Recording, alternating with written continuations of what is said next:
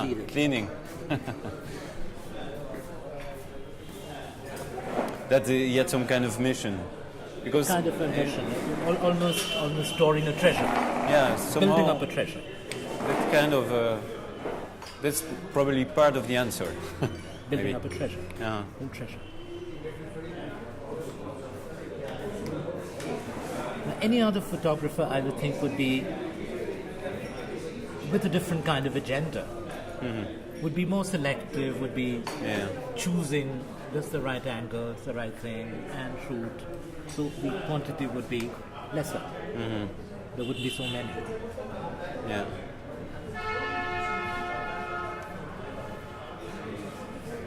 For example, when he shoots theatre, it's very selective.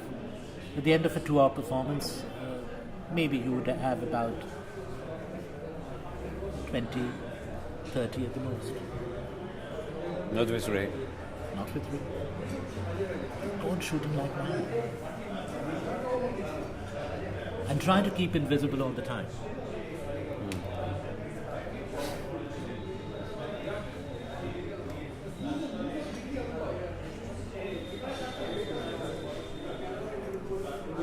But that was ideal in a way, because Ray was a very shy person. So he wouldn't like to pose consciously. And at the same time, he wanted an image to come through, the right image to come through. Do you think Ray at this time of self-consciousness and unconsciousness regarding Nemai? They match wonderfully. Nemai knew Yes. when, but in silence, right? Silent permission.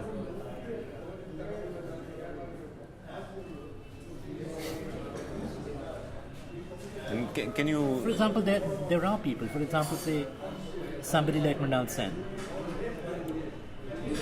Mrinal, whenever there is a photographer around, Mrinal starts deciding on where he will stand, what kind of light will come. Only last week, because he has got this big national award, Mrinal Sen. So the Calcutta TV, they set up an interview at his place, in his room, which I did. This was just last week. And even before these people could take their positions, Mrinal had taken over.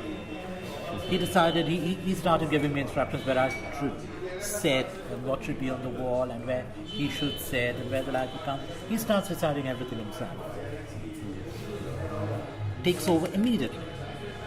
Something that Ray would never do. You'd feel uncomfortable doing that.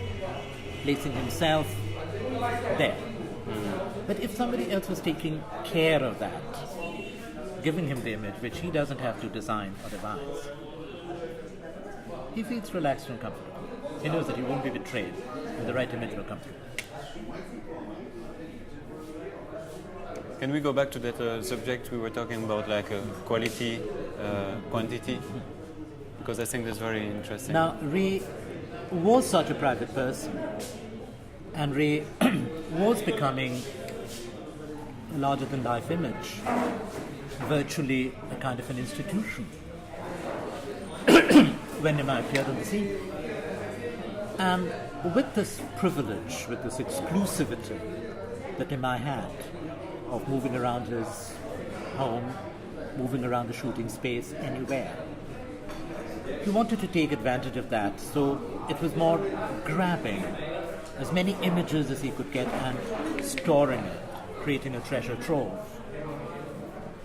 So he was not always choosing the angles, making compositions as such.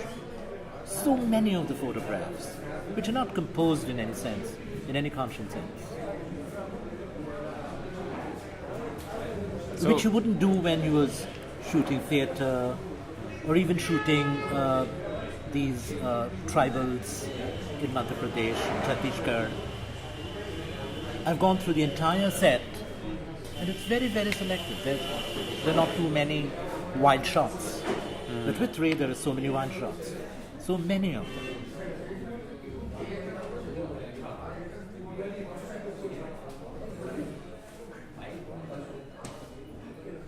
That was his mission, right? That was his mission, and as I told you, when I was working with Ray and interacting with Ray on this book, the Opus Trilogy book, this was in the early 80s. That's when we came out with the book. Ray was depending on him as the quote-unquote the supplier of images for anybody who wanted to do anything on Ray. So that feeling had also passed on to Nemai. So Nemai knew that this is a stock that I would hold. So I'm the authorized photographic archivist of Ray. So for posterity, for even people later, whenever they're looking for Ray photographs, they would come to me. So I must have a complete stock. And very often, even later on, when I published works by my sister-in-law, the actress Karuna Banerjee, I published 3 books of her writings, 2 in Bengali and 1 in English. When I go to Nemai, Nemai would say, well, I'll give you a photograph which I haven't shown anybody, which I haven't given to anybody.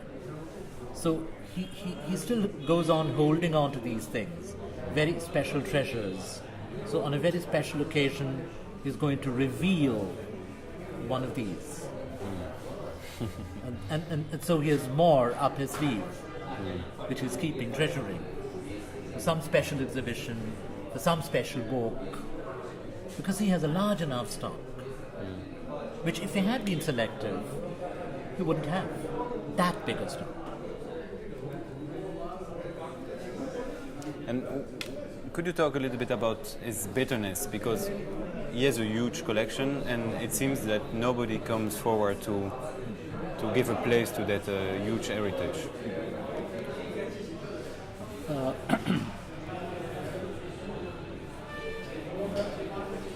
I think the problem in India, that is a peculiarly Indian problem, because photographs, that there is a copyright in photographs, the role of the photographer, the presence of the photographer, this whole phenomenon of the photographer as artist, this is a very, very new phenomenon.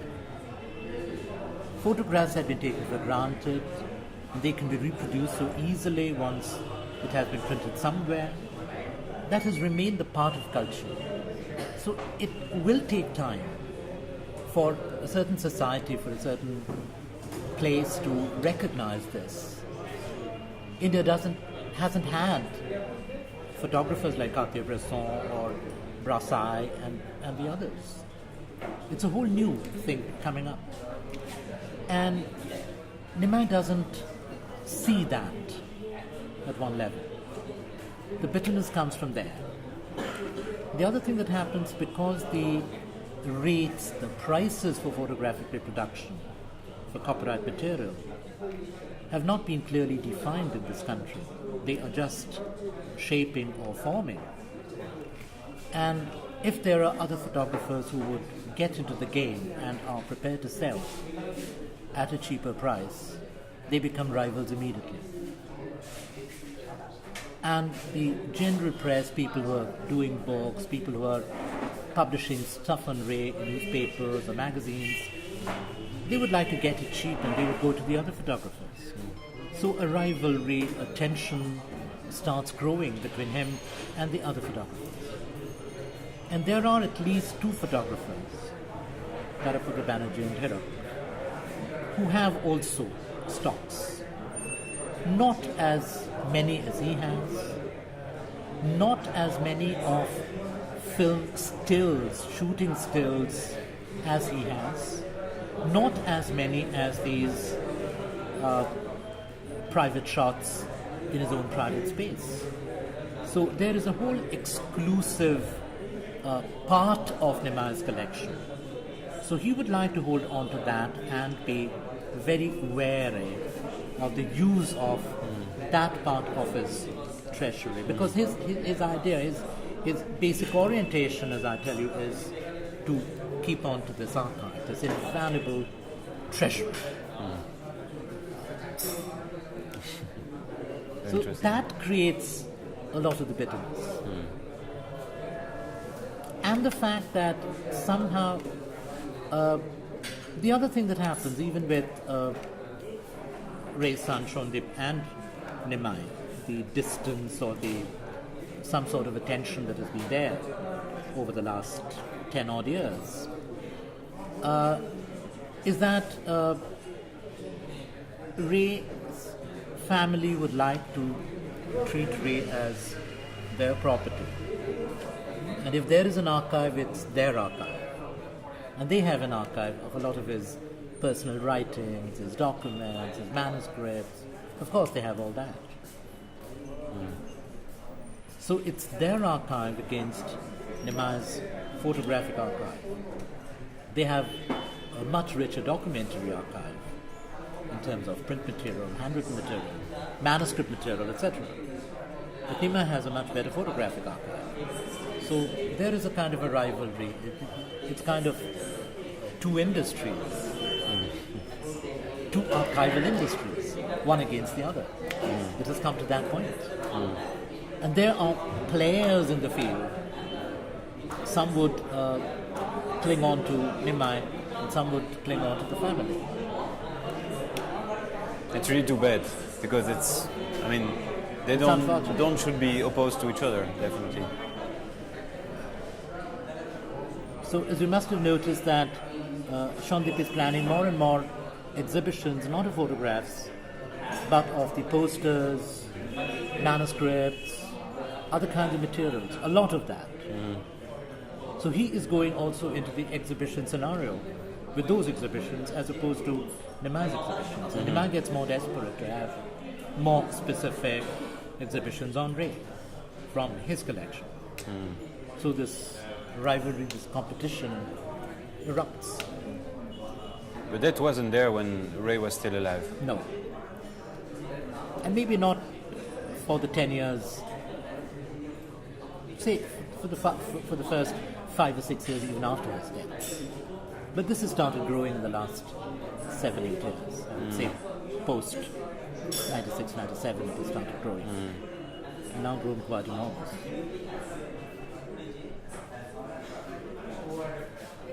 And with a lot of institutional funding coming in for the preservation of the Ray films, and along with that also use of the other kinds of materials, which doesn't come Nemai's way.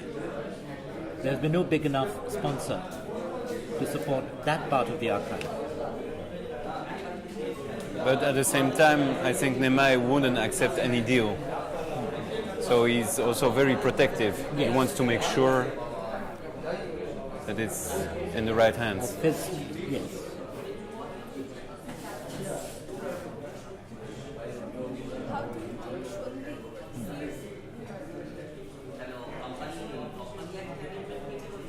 Shondip, I haven't talked to him about this ever. But my impression is, and knowing Shondip, I've taught Shondip at school incidentally. I've known him from as a child, I've known the family. Knowing Shondip, I would feel, and something that is very common in the Bengali social scenario, that after all, they think that we are the family. So we are his people. And this man is after all an outsider. So why does he play so protective? Why does he hold on to that stuff? Why doesn't he give us more liberal access to this material? Because it was all because Ray was kind, Ray was generous. My father was generous to him. My father gave him this privilege. And that's how he gets his stuff. So why does he play hard to get? Why does he hold on to that? So there is that irritant about it.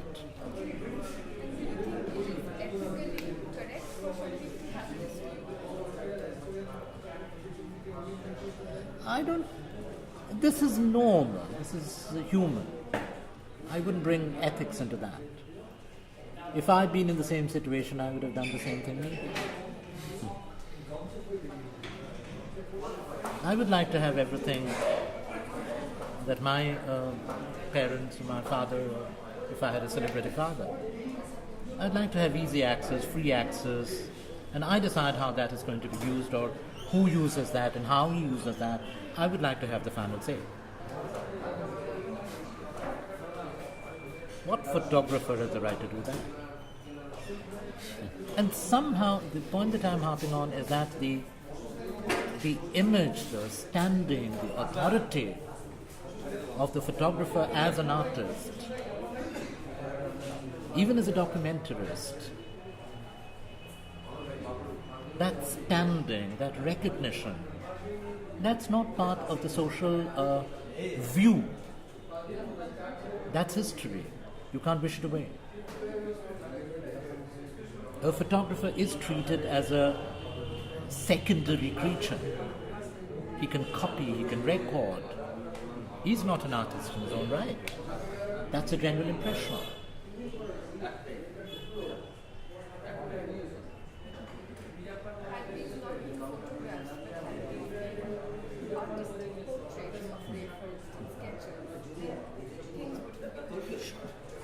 The copyright, the individual creative input in a painting, in a portrait, that would be different, of course. But even that has taken time to be recognized. Even paintings were reproduced quite freely earlier. But now, at least in the last 20 odd years, that is recognized. But that authority of the authorship of a photograph is yet to be recognized.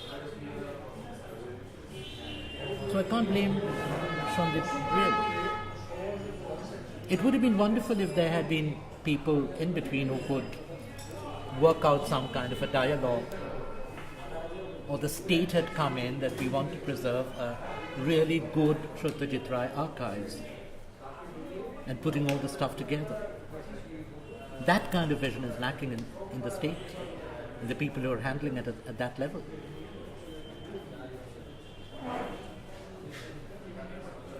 But I think I completely understand what you said, but maybe the first step should be taken by Shandip. I think if he says, let's do a national Satyajit Ray archive, I think the door will open. Don't you think? I think so. And something that's very important is that now Shandip is part of that whole institution which has come up with American sponsorship and with a lot of funding behind that. So they have, for all practical purposes, an archive building apparatus.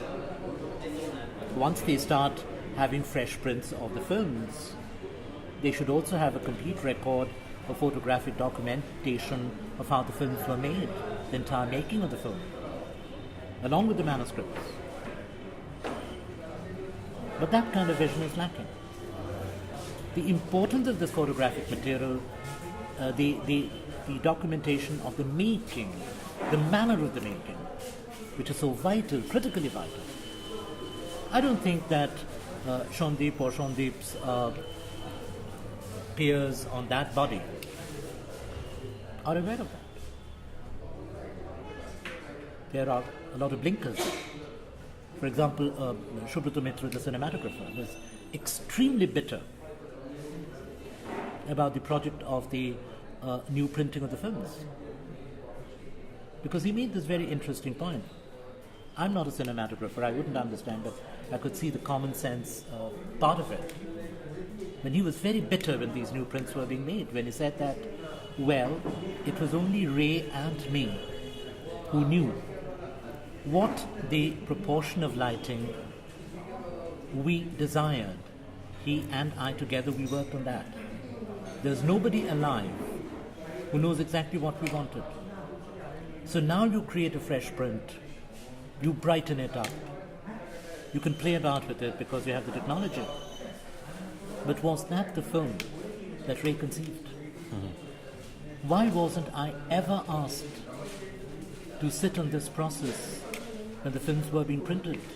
Because for posterity these would be the standard, final, authorized prints. But whose authorization? I wouldn't have minded if Ray had been there. And Ray decided, this is what I want, fine. I would have accepted it. But if Ray is not there, I'm the only person who knew that part of it. And Shundip or Will Spears, they don't care about it. That opportunity was there.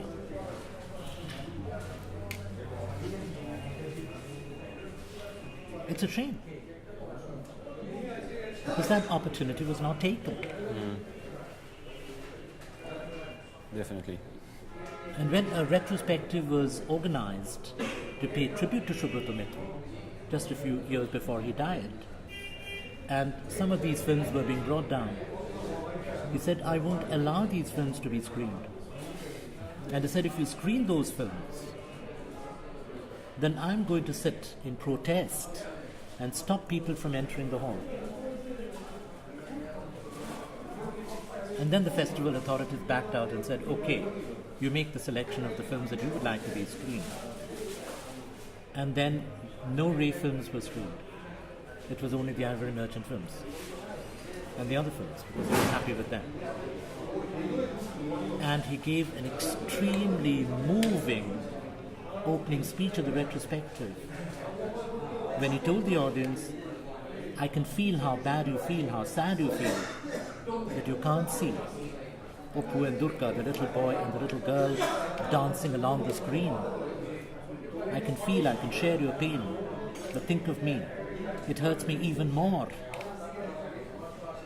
Because I wouldn't like them to dance and run about in a manner that we didn't want it to happen. He really spoke with all the pain in his voice. It was a very, very moving moment. So that kind of thing, holding on to the Ray heritage, but in a very narrow-minded manner, in a very limited manner, which I find quite disturbing and unhappy. Not only in the case of handling Nemai, but the entire Ray heritage.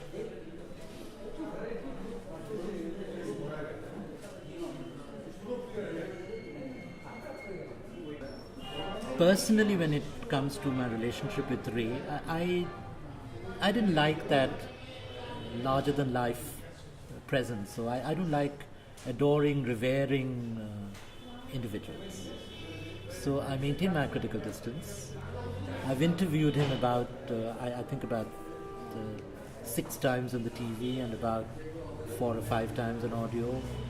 And it was a great joy talking to him. I've gone over to him and chatted to him, but I was not a regular visitor to his place like that, or not part of his admiring devotees, as there were so many of them. So I maintained a critical distance. And films that I liked, I rave about. I've taught about these films in courses even. And there were films which I hated. And I wrote nasty things about them. And in some cases, I was quite hurt and offended. But it was like that. To me, that's definitely no special relationship. Sorry. To me, that's something that's really lacking here in Calcutta, especially. Just he's like always on a pedestal, and you have to watch Ray like this, never just facing the reality. Why is that? I mean, for the simple reason that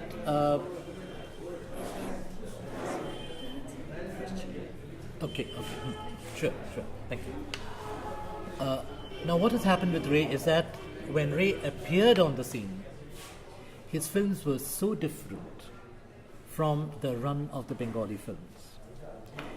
A whole new generation of younger people, intellectually alert, aware of literature, articulate people who wrote well, who spoke well, they lapped up and they suddenly discovered the relevance of cinema for the first time. Whatever had come before was entertainment, okay. Nobody took cinema seriously till then, in a way.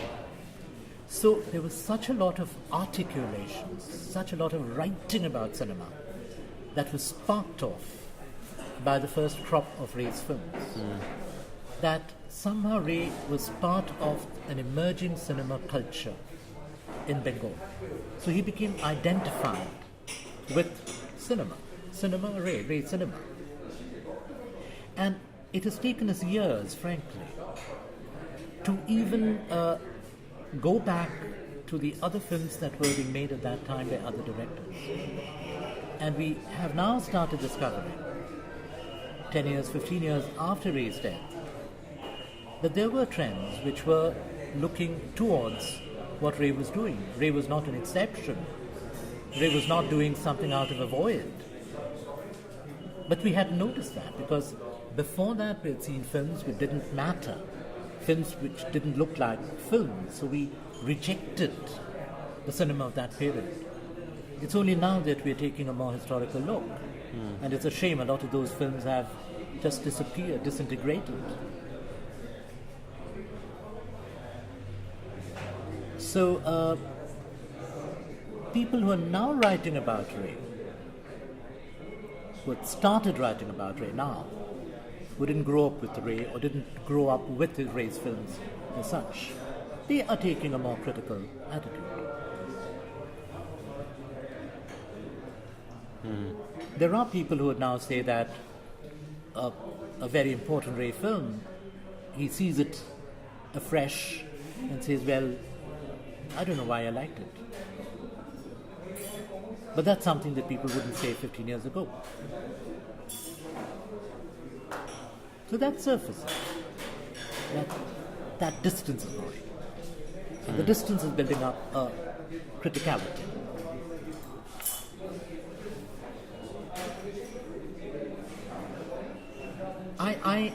For example, I attacked Ray very strongly and very critically, very aggressively for the first time in 1980, no, even later, around 1989-90, when he did this film called Shaka Prashaka, The Branches of the Tree. I did a real stinker. I was most aggressive. I rejected this whole film totally. You were not the only one. I was not the only one, of course not. But for someone who had grown up with Ray's films, I was 15 when I'd just gone into college from school, when he made his first film. So we literally grew up. It was coming of age for me, literally coming of age in my intellectual growth and coming of age with cinema. So you mean so that aura holds, and so one has to fight against it, one has to resist it, one has to question it to discover one's criticality. It needs an effort. But for people who would come on the scene later, people who start with films that he made in the 1970s or 80s, younger people, younger than us, they could have that distance. But somehow it was lacking. So that is something I would resent. It would be more natural for us to fall under the spell. When it becomes an effort, an endeavor, a struggle to fight against the spell, to throw the spell off. But why for later people? Why for younger people who came on the scene later? Why that adoration?